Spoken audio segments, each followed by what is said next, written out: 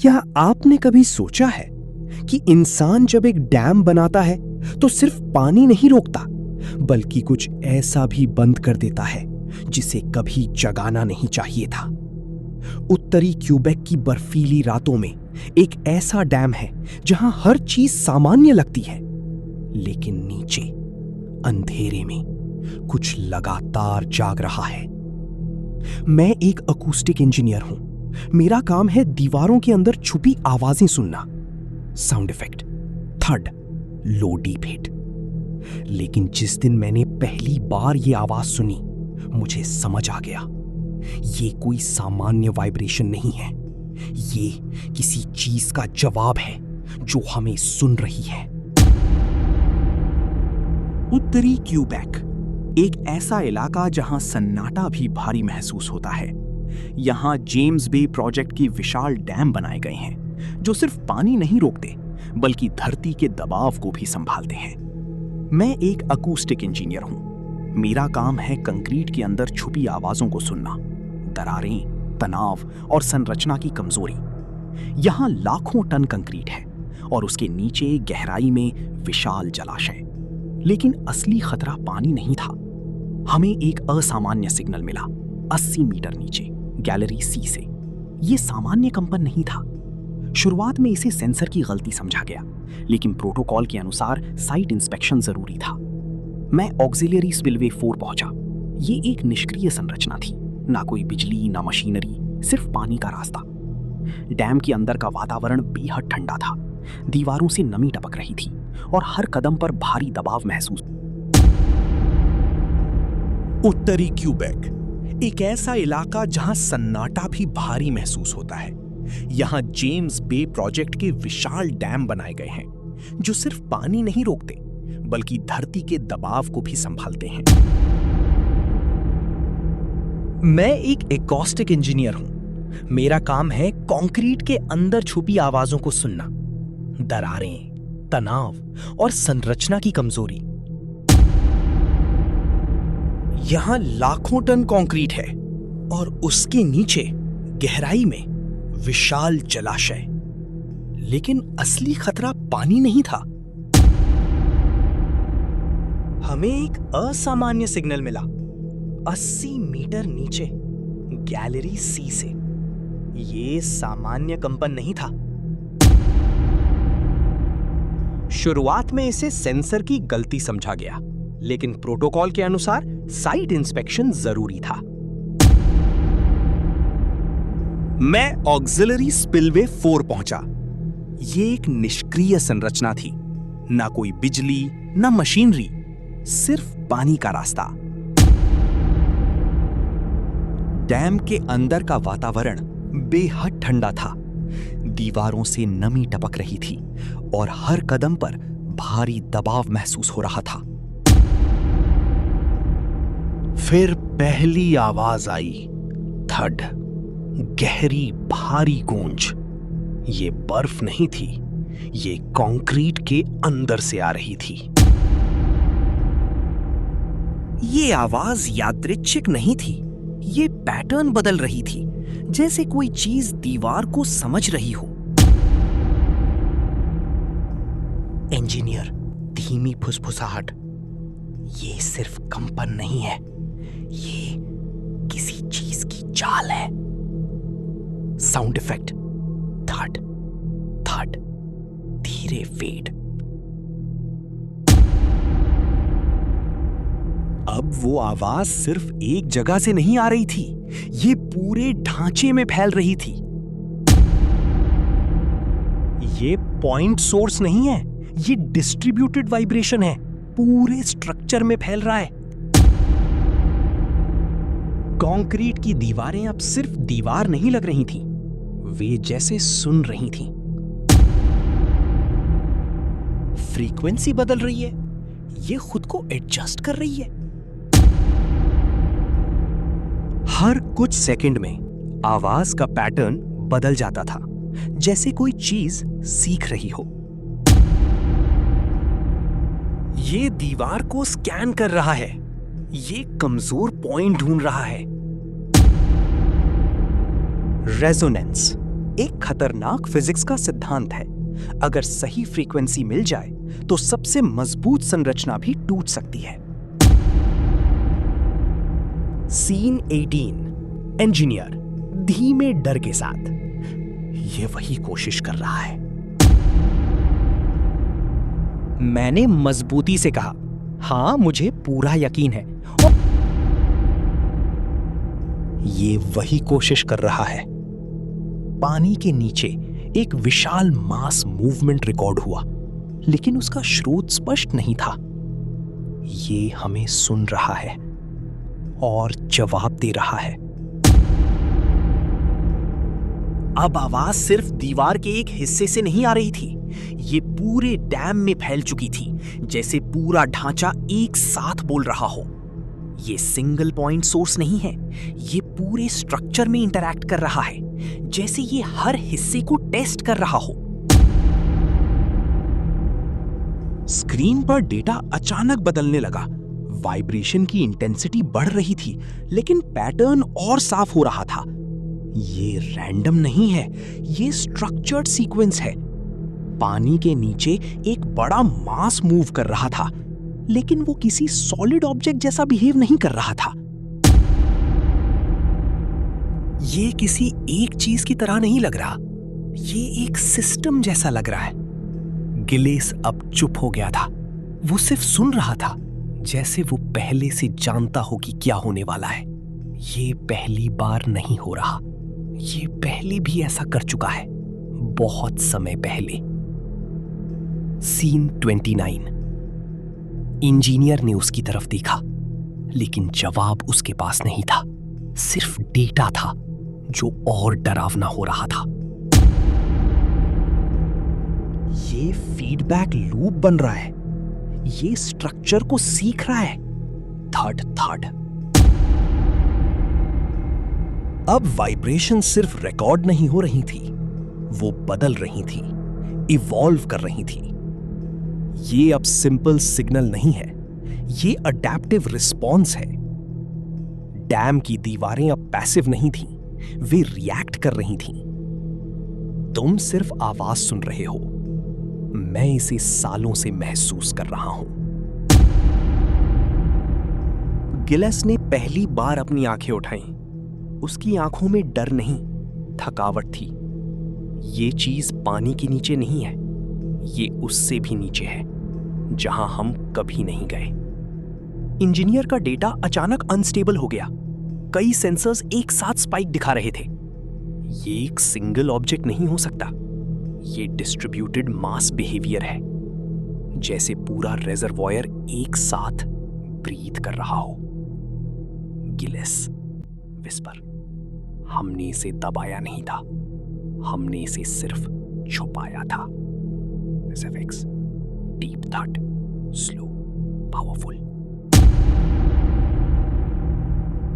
Giles अब चुप नहीं था। उसकी आवाज भारी हो चुकी थी, जैसे वो किसी पुरानी याद को दोहरा रहा हो। 1970 के दशक में जब ये प्रोजेक्ट शुरू हुआ था, हमने सिर्फ पानी नहीं रोका था, हमने जमीन के नीचे कुछ खोल दिया था। 1970 के दशक में जब ये प्रोजेक्ट शुरू हुआ था, हमने सिर्फ पानी नहीं रोका था, हमने जमीन के नीचे कुछ खोल दिया था। इंजीनियर ने पहली बार ध्यान से सुना। अब ये सिर्फ वाइब्रेशन नहीं थी, ये हिस्ट्री का हिस्सा बन रही थी। एक डीप जियोलॉजिकल कैविटी थी, जिसे हम समझ नहीं पाए या समझना नहीं चाहते थे। साइट सर्वेज में अनोमलीज आए थे, लेकिन रिपोर्ट्स दबा दी गई थीं। आप कह रहे हैं हमने एक अननोन स्ट्रक्चर के ऊपर डैम बना दिया? हाँ, और अब वो स्ट्रक्चर रिस्पॉन्ड कर रहा है। डेटा लॉग्स में पैटर्न और क्लियर हो रहा था। वाइब्रेशन रैंडम नहीं था, ये कंप्यूटेशनल लैग जैसा बिहेवियर दिखा रहा था। सीन 49।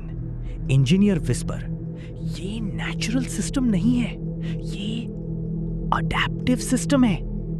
पानी के नीचे कुछ बहुत बड़ा अब खुद को मैप कर रहा था और हर वाइब्रेशन के साथ वो और क्लियर हो रहा था। अब पूरा डैम एक ही धड़कन पर चल रहा था, जैसे कोई बहुत बड़ा शरीर सांस ले रहा हो। साउंड इफेक्ट, थड थड, सिंक रिदम, ये रेजोनेंस लॉक हो रहा है। पूरा स्ट्रक्चर एक ही फ्रीक्वेंसी पकड़ रहा है। हर वाइब्रेशन अब साफ और मजबूत हो रही थी। अब ये नॉइज नहीं था, ये एक सिग्नल था। ये हमें टेस्ट नहीं कर रहा, ये हमें मैप कर रहा है।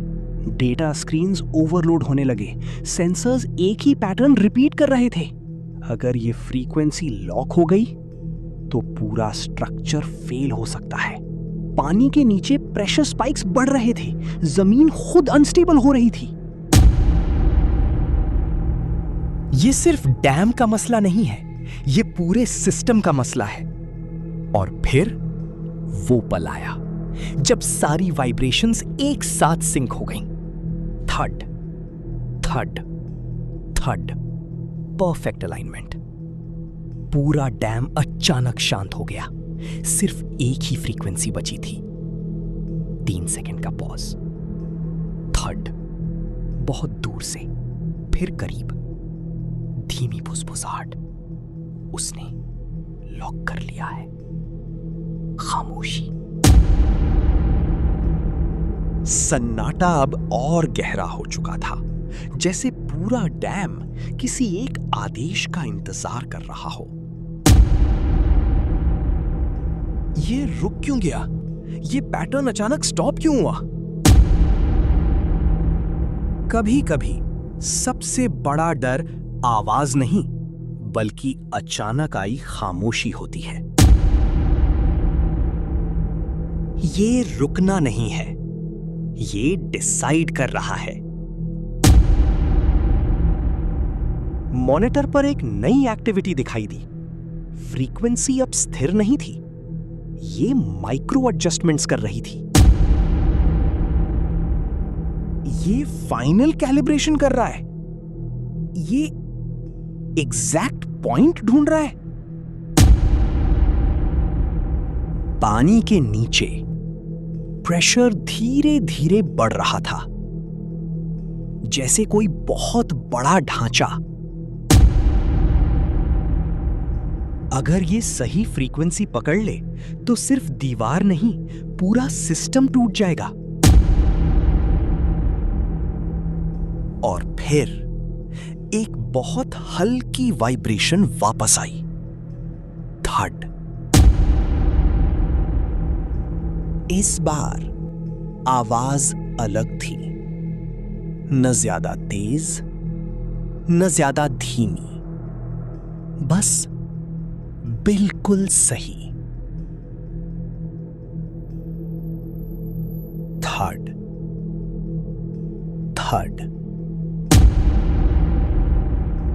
ये वही फ्रीक्वेंसी है। अब हर चीज बदल चुकी थी। डैम की दीवारें, पानी और हवा सब एक ही लय में थे। थड थड थड। ये अब कोई रैंडम वाइब्रेशन नहीं थी, ये एक कंट्रोल्ड सिस्टम बन चुका था। ये फ्रीक्वेंसी स्टेबल हो गई है, ये फ्लक्चुएट नहीं कर रही, ये होल्ड कर रही है, जैसे इसे अब एग्जैक्टली पता है क्या करना है। मॉनिटर पर लाइंस अब सीधी चल रही थीं, कोई रैंडमनेस नहीं, कोई नॉइज नहीं, बस एक परफेक्ट पैटर्न। जब पैटर्न इतना साफ हो जाए तो समझ लो डिसीजन हो चुका है। पानी के नीचे एक गहरी हरकत महसूस हुई, जैसे कोई बहुत बड़ा मास अपनी पूरी ताकत के साथ एक जगह जमा हो रहा हो। प्रेशर स्पाइक बढ़ रहा है, ये नेचुरल नहीं है, ये कंट्रोल्ड बिल्डअप है। दीवार के उस पार कुछ रुक गया था, लेकिन उसकी मौजूदगी और भारी हो गई थी, जैसे तूफान से पहले की खामोशी। ये अब कोशिश नहीं कर रहा, ये इंतजार कर रहा है सही पल का। और फिर अचानक एक हल्की सी वाइब्रेशन फिर से आई, लेकिन इस बार उसमें हेजिटेशन नहीं था। थर्ड, ये वही आवाज थी, लेकिन अब ये अलग लग रही थी, जैसे ये सिर्फ दीवार से नहीं टकरा रही, बल्कि उसके अंदर तक पहुंच चुकी हो। ये अंदर आ गया है। अब जो कुछ भी हो रहा था वो सिर्फ डैम के बाहर नहीं, उसके अंदर भी शुरू हो चुका था। कंक्रीट की 3 मीटर मोटी दीवार जो सालों से सिर्फ दबाव झेल रही थी, अब जवाब दे रही थी। हर थरथराहट अब दीवार की सतह पर नहीं रुकती थी, वो उसके आर पार जा रही थी, जैसे कोई अदृश्य हाथ उसकी बनावट को महसूस कर रहा हो। और इंजीनियर पहली बार समझ रहा था कि ये सिर्फ बाहर से टकराने वाली ताकत नहीं है, ये अंदर तक पहुंच चुकी है। ये रेजोनेंस ट्रांसफर कर रहा है, ये एनर्जी सरफेस से अंदर भेज रहा है और फिर उसे एम्प्लीफाई कर रहा है। अगर ये जारी रहा तो फ्रैक्चर बाहर से नहीं, अंदर से शुरू होगा, और अगर एक बार इंटरनल क्रैक शुरू हो गया तो हमें पता भी नहीं चलेगा कब पूरा स्ट्रक्चर फेल हो जाएगा। मॉनिटर पर अब सिर्फ लाइंस नहीं थीं, अब वहां माइक्रो फ्रैक्चर्स की रीडिंग्स आ रही थीं, बेहद छोटी लेकिन लगातार बढ़ती हुई। हर सेकंड दीवार की इंटेग्रिटी कम हो रही थी, और सबसे डरावनी बात, ये सब एक ही फ्रीक्वेंसी पर हो रहा था। हमने सोचा था पानी इसे दबा देगा, लेकिन हम गलत थे। पानी ने इसे रोका नहीं, उसने इसे छुपा दिया रुककर। और अब ये चीज उसी पानी का इस्तेमाल कर रही है खुद को और ताकतवर बनाने के लिए। डैम के ऊपर हवा एकदम शांत थी, लेकिन नीचे एक पूरा सिस्टम काम कर रहा था, जैसे कोई बहुत पुरानी मशीन फिर से चालू हो गई हो, और हर पल्स के साथ स्ट्रक्चर और ज्यादा रिस्पॉन्ड कर रहा था। ये सिर्फ एक डैम तक सीमित नहीं रहेगा। अगर ये रेजोनेंस चेन शुरू हो गई तो डाउनस्ट्रीम वाले सारे डैम एक एक करके इसी फ्रीक्वेंसी को पकड़ सकते हैं। ये कैस्केड फेलियर होगा, एक रिएक्शन जो रुकने वाला नहीं। गिलिस ने कोई जवाब नहीं दिया, वो सिर्फ दीवार की तरफ देख रहा था, जैसे वो पहले से ये सब देख चुका हो। और शायद वो जानता था कि अब कुछ भी रोकना संभव नहीं है। ये अब कोशिश नहीं कर रहा, ये एग्जीक्यूट कर रहा है। और हमें बहुत देर से समझ आया कि हम इसे सुन नहीं रहे थे। ये हमें सिखा रहा था कैसे इसे खोलना है। पूरा डैम 1 सेकंड के लिए बिल्कुल शांत हो गया, जैसे किसी ने उसे पॉज कर दिया हो। और फिर एक ही फ्रीक्वेंसी पूरे स्ट्रक्चर में फैल गई। ये खुलने वाला है। उस एक सिंगल धड़कन के बाद सब कुछ बदल गया। कंक्रीट की दीवार जो अब तक सिर्फ कंपन महसूस कर रही थी, अब खुद कंपन पैदा करने लगी। SFX, deep internal vibration plus हम। ये अब बाहरी ताकत नहीं थी, ये अंदर से उठ रही थी। 2 सेकेंड पॉज, जैसे किसी ने स्ट्रक्चर को एक्टिवेट कर दिया हो। ये फीडबैक लूप कंप्लीट हो गया है। अब ये सिर्फ टेस्ट नहीं कर रहा, ये सिस्टम को कंट्रोल कर रहा है। और अगर ये जारी रहा तो हम इस स्ट्रक्चर को बंद नहीं कर पाएंगे। मॉनिटर पर रीडिंग्स लिमिट क्रॉस कर चुकी थीं। हर सेंसर रेड जोन में था। लेकिन सबसे अजीब बात यह थी कि सिस्टम क्रैश नहीं हुआ, जैसे कोई इसे स्टेबल बनाए रख रहा हो। अब ये भाग नहीं सकता, क्योंकि इसे भागने की जरूरत नहीं। इसने रास्ता बना लिया है। पानी के नीचे प्रेशर अचानक कम हो गया, जैसे कोई बहुत बड़ा मास अब सरफेस के करीब आ गया हो। और पहली बार डेटा में एक साफ आउटलाइन दिखी। ये कोई सॉलिड ऑब्जेक्ट नहीं है, ये इंटरकनेक्टेड लेयर्स हैं, जैसे कोई स्ट्रक्चर जो खुद को बदल सकता है। ये नेचुरल जियोलॉजी नहीं है, ये कुछ और है। और फिर दीवार के एक हिस्से पर हेयर लाइन क्रैक दिखाई दी। इतनी छोटी कि नजरअंदाज की जा सके, लेकिन इतनी सही जगह पर कि पूरी दीवार की ताकत वहीं से टूट सकती थी।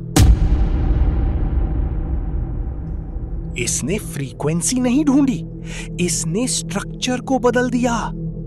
अब डैम इसे रोक नहीं रहा, डैम इसका हिस्सा बन चुका है।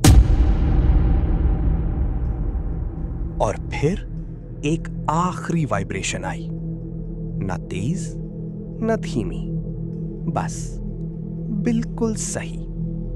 फट, और उसी पल क्रैक फैल गई। लेकिन दीवार टूटी नहीं, वो खुल गई। पानी बाहर नहीं निकला, कुछ और अंदर आया। सारे सेंसर्स एक एक करके बंद हो गए, जैसे सिस्टम अब इंसानों के लिए नहीं रहा। ये बाहर नहीं आया, हम इसके अंदर आ गए हैं। और डैम अब भी खड़ा है, लेकिन अब ये कुछ और रोक नहीं रहा, ये कुछ और चला रहा है।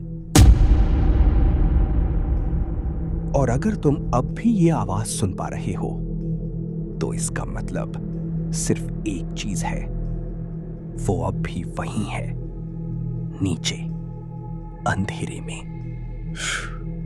अगर आपको ऐसी और डरावनी कहानियां देखनी हैं, तो आप हमें अपनी हॉरर स्टोरी भेज सकते हैं। हमारा व्हाट्सएप नंबर 00923098623053 आपकी स्क्रीन पर मौजूद है। अगर आपकी कहानी हमें पसंद आई, तो हम उसी पर एक और खौफनाक वीडियो बनाएंगे। और शायद अगली कहानी आपकी ही हो। ऐसी ही और सच्ची और डरावनी कहानियों के लिए चैनल को सब्सक्राइब करना मत भूलना।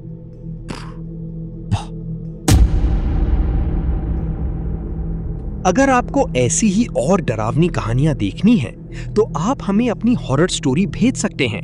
हमारा व्हाट्सएप नंबर 00923098623053 आपकी स्क्रीन पर मौजूद है। अगर आपकी कहानी हमें पसंद आई, तो हम उसी पर एक और खौफनाक वीडियो बनाएंगे। और शायद अगली कहानी आपकी ही हो।